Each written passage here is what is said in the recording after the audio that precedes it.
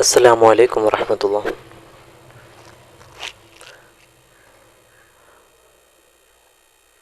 ഒരു മനുഷ്യനെ കുറിച്ചുള്ള കഥ പറയുമ്പോൾ രണ്ട് തരത്തിലാണല്ലോ അവരെക്കുറിച്ച് നാം പ്രതിപാദിക്കുക. ഒന്ന്, ആ മനുഷ്യൻ്റെ ബാല്യം, ജീവിതാരംഭം എന്നൊക്കെ പറയും. ജീവിതത്തിൻ്റെ തുടക്കം, അതിലവരുടെ ബാല്യങ്ങളുണ്ടായിരിക്കും, കഷ്ടതകളുണ്ടായിരിക്കും, അവർ അനുഭവിച്ച വേദനകളെക്കുറിച്ചെല്ലാം ഉണ്ടായിരിക്കും. രണ്ടാമത്തൊരു പശ്ചാത്തലം എന്ന് പറയുന്നത് അവരിൽ വന്ന സാഹസികത, അല്ലെങ്കിൽ അവരിൽ നിന്നുണ്ടായ അത്ഭുതപ്പെടുത്തുന്ന കാര്യങ്ങൾ. ഇതൊക്കെയാണ് രണ്ടാമത്തെ ഭാഗത്തിൽ നമ്മൾ ചർച്ച ചെയ്യുക. അത് ഏതൊരു മനുഷ്യനെ കുറിച്ച് പറയുമ്പോഴും കഥ പറയുമ്പോഴും അങ്ങനെ തന്നെയാണ് വരുന്നത്.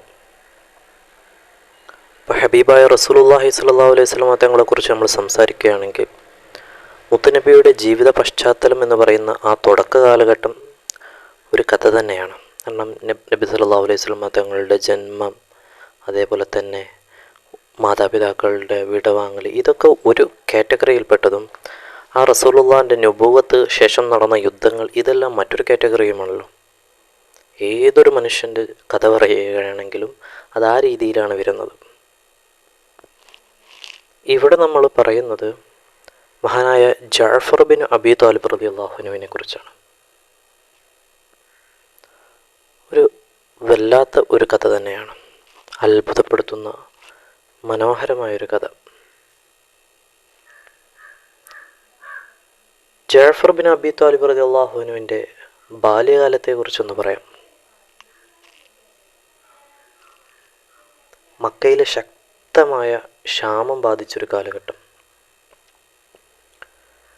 ജീവിതത്തിൻ്റെ രണ്ടറ്റം കൂട്ടിമുട്ടിക്കാൻ അവിടെയുണ്ടായിരുന്ന ജനങ്ങളെല്ലാം വല്ലാതെ കഷ്ടപ്പെട്ടുകൊണ്ടിരിക്കുന്ന ഒരു സമയമാണ്. ഈ സമയത്ത് രണ്ട് പേരുടെ കൈകളിൽ മാത്രം അത്യാവശ്യം സമ്പത്തുണ്ടായിരുന്നു. അവരെ ആ ക്ഷാമം വല്ലാതെ ബാധിച്ചിട്ടൊന്നുമില്ല.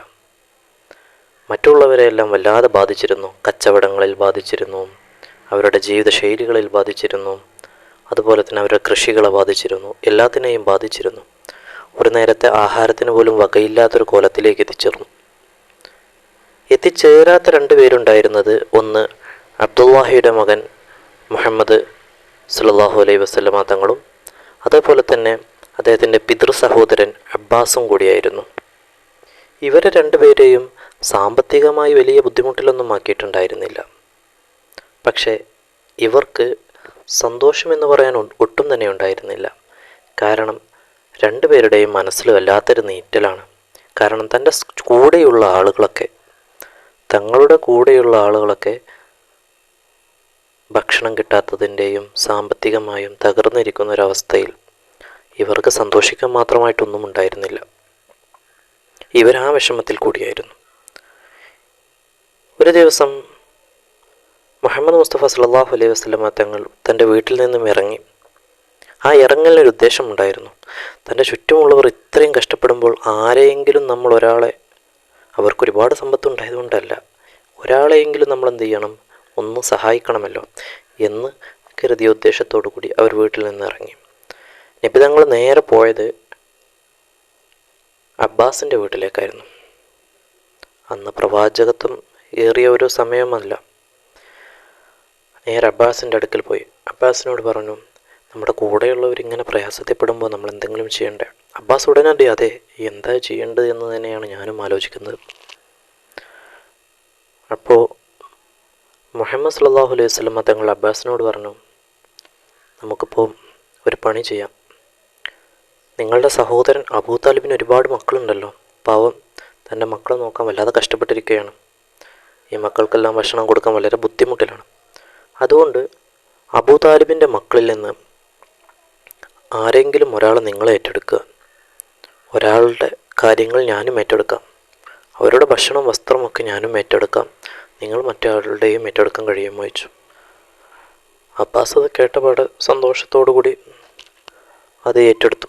കാരണം അതൊരു നല്ല മാറ്റമാണല്ലോ. കാരണം തൻ്റെ സഹോദരൻ അവിടെ വിഷമിച്ചുകൊണ്ടിരിക്കുകയാണ്. തൻ്റെ സഹോദരൻ തൻ്റെ മക്കൾക്ക് ഭക്ഷണം കൊടുക്കാൻ അവിടെ ഇല്ലാതെ ആകെ വിഷമിച്ചുകൊണ്ടിരിക്കുകയാണല്ലോ. ആ സമയത്ത് ഇങ്ങനെ ഒരു മുന്നേറ്റം നല്ലതാണ്. എന്നാൽ ഓവർ ബാധ്യതയുമില്ല എന്നവരെ സഹായിക്കാനും കഴിയും. അപ്പോൾ അങ്ങനെ ഇത് നേരെ അവർ അബൂ താലിബിനോട് സംസാരിച്ചു. അബൂ താലിബിന് വളരെ സന്തോഷകരമായി. കാരണം തൻ്റെ സഹോദരനും സഹോദരൻ്റെ പുത്രനുമാണ് ഈ പറയുന്നത്. അപ്പോൾ അവരെന്ത് ചെയ്തു? അബൂ താലിബ് അലീബിന് അബി താലിബിനെ മുഹമ്മദ് നബിയെ ഏൽപ്പിച്ചു. അതേപോലെ തന്നെ ജഅഫർ അബി താലിബിനെ അബ്ബാസിനെയും ഏൽപ്പിച്ചു. 2 ജ്യേഷ്ഠനനിയന്മാരാണ്. ഈ 2 മക്കളെയും 2 പേർക്കുമായിട്ട് നൽകി. മുഹമ്മദ് സല്ലല്ലാഹു അലൈഹി വസല്ലം തങ്ങൾ അലിയെയും കൂട്ടി തൻ്റെ വീട്ടിലേക്ക് പോയി. ജഅഫർ അബി താലിബിനെയും കൊണ്ട് അബ്ബാസ് തൻ്റെ വീട്ടിലേക്കും പോയി. അവർക്ക് വേണ്ട ഭക്ഷണങ്ങൾ കൊടുത്തു, അവർക്ക് വേണ്ട വസ്ത്രങ്ങൾ നൽകി. അവരെ ആ ക്ഷാമത്തിൽ നിന്നും ഒരു അല്പം മോചനത്തിലേക്ക് എത്തിച്ചു. ഇങ്ങനെയായിരുന്നു ജഅഫർ അബി താലിബിൻ്റെ ബാല്യം എന്ന് പറയുന്നത്. അപ്പോൾ ഇതൊരു വളരെ സന്തോഷകരമായൊരു ബാല്യമല്ല. കാരണം ഇങ്ങനെ ഒരു ബാല്യം എന്നുള്ളത് ഒന്ന് ചിന്തിച്ച് നോക്കിയാൽ നമുക്ക് മനസ്സിലാവും, നമ്മുടെ മക്കളെ ഭക്ഷണമില്ലാത്തതിൻ്റെ പേരിൽ മറ്റൊരാൾക്ക് നിങ്ങൾ നോക്കും എന്ന് പറഞ്ഞിട്ട് ഏൽപ്പിക്കേണ്ടി വരുന്ന ഒരവസ്ഥ, അത് നിസ്സാരമായ ഒന്നല്ല. അല്ലാഹു സുബ്ഹാനഹു വ തആല അത്തരത്തിലുള്ള ദുർഗതികളിൽ നിന്നും നമ്മളെ രക്ഷിക്കുമാറാവട്ടെ. തുടർന്ന് ജഅഫർ അബി ത്വാലിബ് അബ്ബാസിൻ്റെ കൂടെ തന്നെ ജീവിക്കുകയും കുറച്ച് കാലങ്ങൾ കഴിഞ്ഞപ്പോൾ ഒരു വിവാഹം കഴിക്കുകയും ചെയ്തു. ഈ സമയം കൊണ്ട് മുഹമ്മദ് സല്ലല്ലാഹു അലൈഹി വസല്ലം തങ്ങൾ പ്രവാചകത്വം നേടുകയുണ്ടായി. മുഹമ്മദ് നബിക്ക് അള്ളാഹു പ്രവാചകത്വം നൽകുകയുണ്ടായി. പക്ഷേ ജഅഫർ റളിയല്ലാഹു അൻഹു മുഹമ്മദ് നബി പ്രവാചകത്വം നൽകി എന്നുള്ളത് കൊണ്ട് അവരിൽ നിന്ന് വിട്ടു നിൽക്കുകയല്ല ചെയ്തത്. ഇതൊരു ഖൈറായ പാതയാണെന്ന് അദ്ദേഹത്തിന് മനസ്സിലായി. അവിടെ ഒരു സത്യമുണ്ടെന്ന് അദ്ദേഹത്തിന് ബോധ്യപ്പെട്ടു. അദ്ദേഹം ആദ്യകാലങ്ങളിൽ തന്നെ, അഥവാ ആദ്യം മുസ്ലിമായവരിൽപ്പെട്ടവരിൽ തന്നെയായിട്ട് തന്നെ ജഅഫർ അബി ത്വാലിബ് റളിയല്ലാഹു അൻഹുവും അതേപോലെ തന്നെ ഭാര്യ അസ്മാ ബീവിയും മുസ്ലിം ആവുകയുണ്ടായി. അവർ ഏറെ കാത്തിരുന്നതൊന്നുമില്ല. ആലോചിക്കാനും അല്ലെങ്കിൽ ഒരുപാട് സമയമെടുത്ത് തീരുമാനമെടുക്കാനോ അങ്ങനെയൊന്നുമില്ല. മുഹമ്മദ് നബിയുടെ സന്ദേശം വളരെ സത്യമുള്ളതാണെന്ന് അവർക്ക് മനസ്സിലായിരുന്നു. കാരണം അവരുടെ ചുറ്റുപാടും അങ്ങനെയുള്ളൊരവസ്ഥയിലായിരുന്നു. ചുറ്റുപാടും അവസ്ഥ എന്ന് പറഞ്ഞാൽ സാമ്പത്തികമായിട്ടുള്ള അവസ്ഥയല്ല അവർ നോക്കിയിരുന്നത്.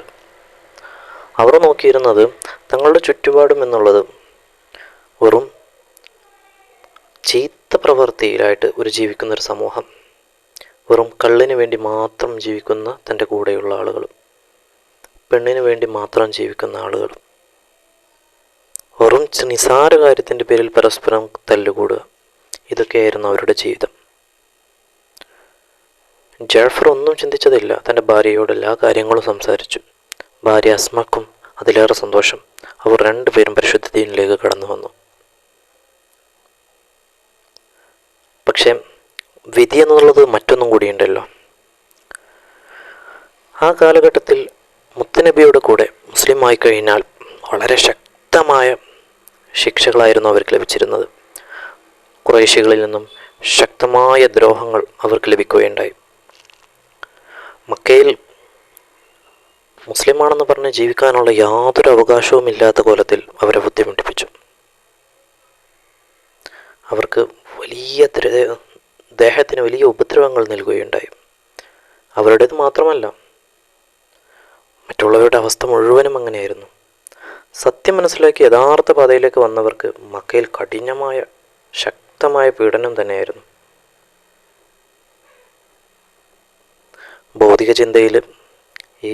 ഭൗതികമായ ചിന്തയിൽ മാത്രം ലയിച്ചുകൊണ്ടിരിക്കുന്ന ആ ഖുറൈശികൾ കൂടെ നിൽക്കുന്നവരെ വളരെ മോശകരമായ രീതിയിൽ കത്തി നിൽക്കുന്ന വെയിലിൽ മലർത്തി കിടത്തിക്കൊണ്ട് ചുട്ടുപൊള്ളുന്ന മണൽത്തരിപ്പിലൂടെ വലിച്ചു കൊണ്ടുപോവുകയുണ്ടായി.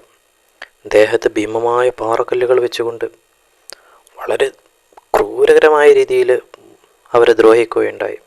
മഹാനായ ബിലാൽ റളിയല്ലാഹു അൻഹുവിനെയൊക്കെ വളരെ ദയനീയമായി പോകുന്ന, അത്രയും കണ്ണിൽ നിന്നും കണ്ണുനീര് വരുന്ന രൂപത്തിലായിരുന്നു അദ്ദേഹത്തിനെ അവർ ദ്രോഹിച്ചത്. ശക്തമായ ചൂടുള്ള സമയത്ത് നമുക്കൊന്നും ചെരുപ്പിട്ട് പുറത്തേക്ക് പോലും നടക്കാൻ കഴിയില്ലല്ലോ. അങ്ങനെയുള്ളൊരവസ്ഥയിൽ ചുട്ടുപൊള്ളുന്ന മണൽ തരികളിൽ ബിലാൽ റളിയല്ലാഹു അൻഹുവിനെ നഗ്നനാക്കി കിടത്തിക്കൊണ്ട് അദ്ദേഹത്തിൻ്റെ നെഞ്ചിൽ പാറക്കല്ലുകൾ കയറ്റി വെച്ചുകൊണ്ട് കുതിരയുടെ പുറകിൽ കെട്ടിവലിച്ചുകൊണ്ട് അദ്ദേഹത്തിനെ നടത്തുകയുണ്ടായി.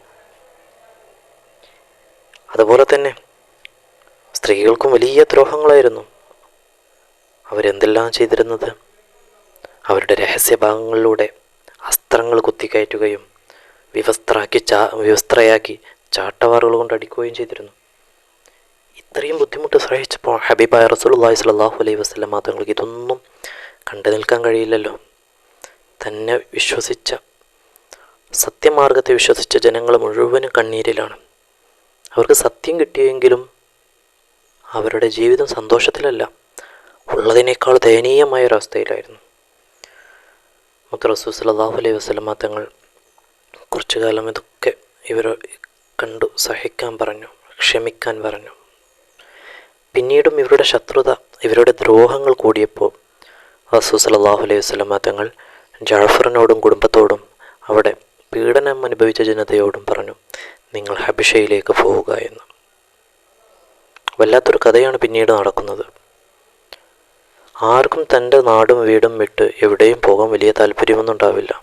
അപ്പം നമ്മുടെ മാതാപിതാക്കൾ, നമ്മുടെ സന്താനങ്ങൾ, നമ്മുടെ അയൽവാസികൾ, നമ്മുടെ കുടുംബങ്ങൾ, അവരൊക്കെ എത്ര മോശപ്പെട്ടവരാണെങ്കിലും ശരി, ആ നാട് വിട്ട് പോവുക എന്ന് പറയുന്നത് വല്ലാത്തൊരു സങ്കടകുളം ഉള്ള ഒരു കാര്യമാണല്ലോ. അതും തിരിച്ചിനി വരുമോ എന്നും കൂടിയും പറയാൻ പറ്റില്ല. അങ്ങനെയുള്ളൊരു പോക്ക്. ജഅഫർ റളിയല്ലാഹു അൻഹുവും ഭാര്യ അസ്മാ ബീവിയും അവിടുന്ന് യാത്ര തിരിക്കുകയാണ്. അവർ രണ്ടുപേരും അങ്ങനെ ഹബിഷയിലേക്ക് പോവുകയാണ്. അവിടെ നടക്കുന്നത് വലിയ ഒരു കഥയാണ്. വലിയ, ഇസ്ലാമിൽ തന്നെ വലിയ അത്ഭുതപ്പെടുത്തുന്ന, ഇസ്ലാമിൻ്റെ ചരിത്രങ്ങളിൽ വലിയ അത്ഭുതകരമായൊരു കഥയാണ് പിന്നീട് അവിടെ ഹബിഷയിൽ വെച്ചുകൊണ്ട് നടക്കുന്നത്. ഇതായിരുന്നു ജഅഫർ റളിയല്ലാഹു അൻഹുവിൻ്റെ തുടക്കം എന്ന് പറയുന്നത്. അല്ലെങ്കിൽ കഥയിലെ ജഅഫർ ബിൻ അബി ത്വാലിബ് റളിയല്ലാഹു അൻഹു എന്ന് പറയുന്ന ആ മഹത് വ്യക്തിത്വത്തിൻ്റെ തുടക്കം. ഇനി നടക്കുന്നത് ഹബിഷയിലെത്തിയിട്ടുള്ള വളരെ ധീരമായിട്ടുള്ള, ശക്തമായിട്ടുള്ള ഇസ്ലാമിൻ്റെ കാര്യങ്ങളാണ്. അവിടെയാണ് നിങ്ങളുടെ ശ്രദ്ധകൾ വരേണ്ടത്. ഇവരുടെ ത്യാഗങ്ങളുടെ കഥകളൊക്കെ നമ്മൾ അറിയണം. എങ്കിലേ നമ്മുടെ ഈമാൻ ഒന്നും കൂടി ശക്തിപ്പെടുകയുള്ളൂ. അല്ലാഹു സുബ്ഹാനഹു വ തആല ഈ കഥ, ഈ ചരിത്രം